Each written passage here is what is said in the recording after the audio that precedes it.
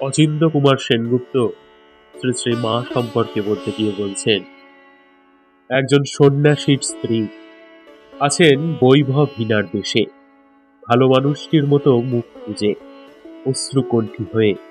এই কি আমাদের মা? একটি পুণ্যশীলা, দানশীলা, দয়াময়ী নারী, ইষ্টে আবিষ্টতা, শুধু এইটুকু? কত পুতকীর্তি মহাত্মার, কত পুণ্যব্রতা সহধর্মিনী আছেন, জপ ধ্যান করছেন, তীর্থ করছেন, সংসারের 5 জনের সেবা করছেন, তরকারি কুটছেন, রান্না করছেন, ঘর নিকোচ্ছেন, বাসন মাজছেন, কাপড় কাচ্ছেন, পান সাজছেন। মা কি শুধু তাদেরই একজন? শুধু একটি গৃহবন্দিনী পুরাঙ্গনা? মা তার চেয়ে একটু বেশি। মা 18 আনা, 16 আনার উপরে আরো 2 আনা। কত রঙ্গ জানিস তুই, 16-র উপর আরো 2। মার মাহাত্ম্য কোথায়? মার মাহাত্ম্য আত্মগোপনে, অহংনাশে। যে অবগুণ্ঠনটি মুখের উপর টেনে রেখেছেন, সেই অবগুণ্ঠনে। তিনি জানেন তিনি কে, কিন্তু আছেন ভিখারিনীর বেশে। সবৈশ্বর্যময়ী হয়ে সর্ববঞ্চিতা সেজেছেন। তিনি জানেন তিনি কার পূজা পেয়েছেন, কিন্তু একা একা পূজার ভাণ্ডটি নিয়ে তিনি করবেন কি?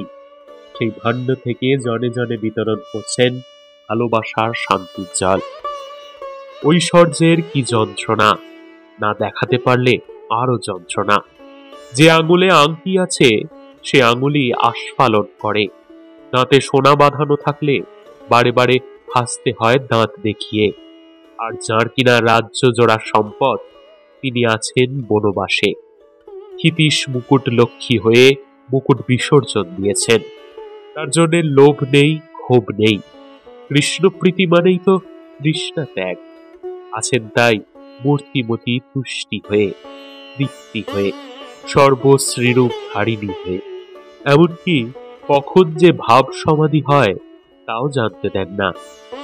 শক্তিরূপিণী কিনা, তার চাপবার ক্ষমতা কত!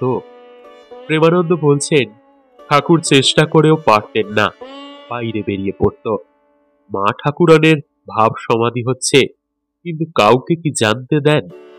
কখনো কি জাঁক করে বলেন, আমি হেন, আমি তেন, বা আমি কত বড় লোকের স্ত্রী? মুখের উপর ঘোমটাটি টেনে রাখেন, যেমন মহামায়া টেনে রেখেছেন অন্তরাল। ত্রিজগতে অন্ন দিয়ে বেড়াচ্ছেন, কিন্তু শিবের জন্য রান্না করছেন গাঁদালের ঝোল, তাতে ডুমুর আর কাঁচকলা।